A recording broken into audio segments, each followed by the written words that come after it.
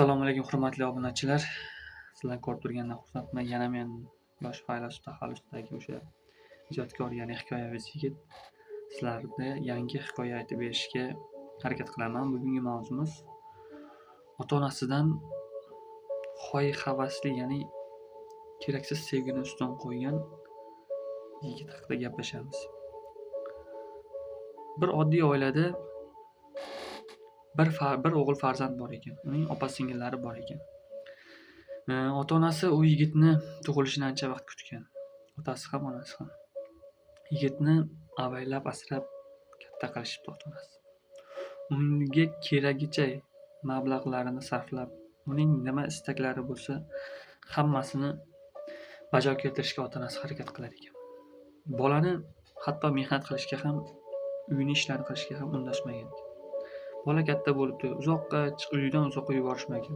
Faqat uyidagi ishlar bilan uni tarbiyalab katta qilishibdi.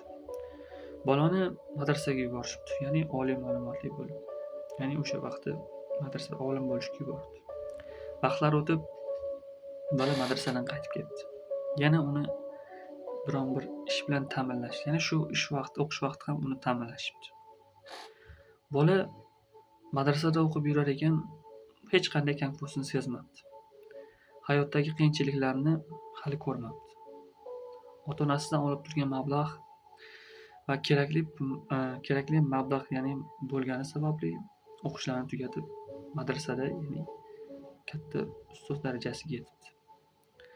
Ammo aytganimdek, bola umrida erkin yurgani uchun haligacha kimga qanday muhabbat degan bir dardga uchramagan ekan. Ota-onasi uni asrab-avaylar, uning kelishiga bir chiroyli qizni topib qo'yishgan. Ya'ni bola shahardan, ya'ni shu markazdan kelsa, ya'ni poytaxtdan kelsa, uni unashtirib qo'yish, ya'ni uni uylantirib qo'yish niyatida. Ozgina mablag'da to'y qilish niyatida. Ya'ni farzandini baxtli ko'rish niyatida. Bola buni bilmas. Hayotini davom ettirish uchun bir shu atrofda turadigan bir sotuvchining qizini ko'rib qoldi. Unga oshiq bo'libdi. Uni orqasidan yuribdi. Sotuvchining qizi ham bolani ko'ribdi. Ammo u sotuvchining qizi oldin ham boshqa bir yigitlar bilan muloqotda gaplashgan. Boshqalar bilan ham yurgan ekan. Ammo bola buni bilmas. Uning shirin so'zlariga uchibdi.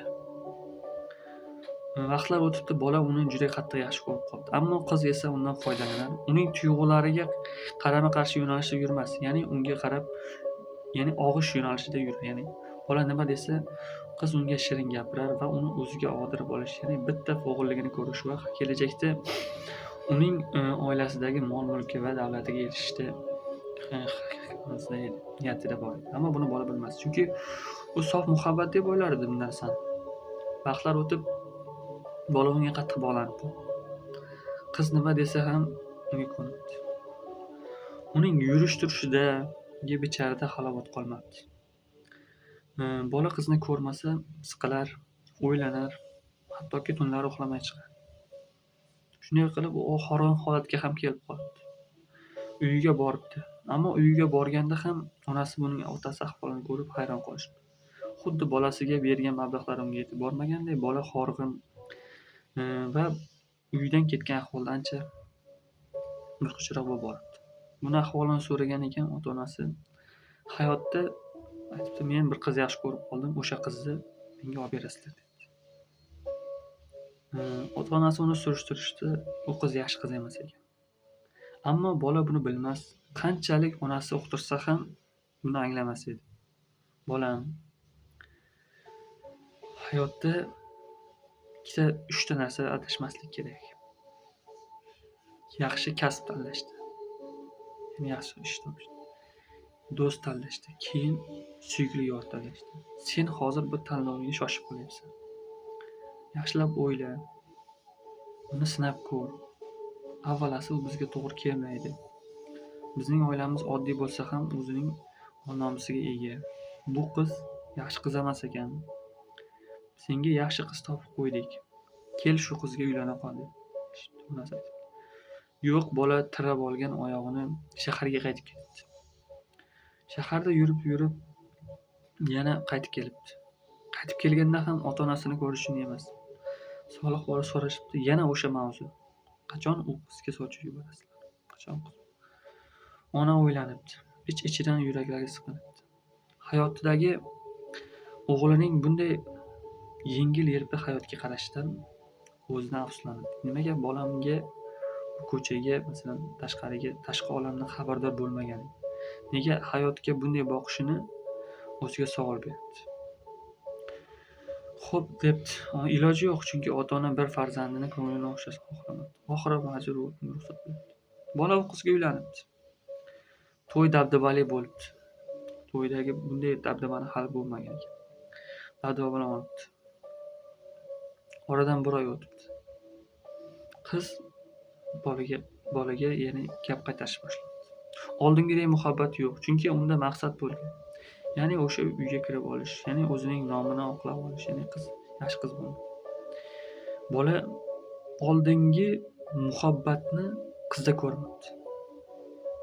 Onasi aytgandek yengil hayotni tanlagani uchun har kuni pushaymon bo'libdi.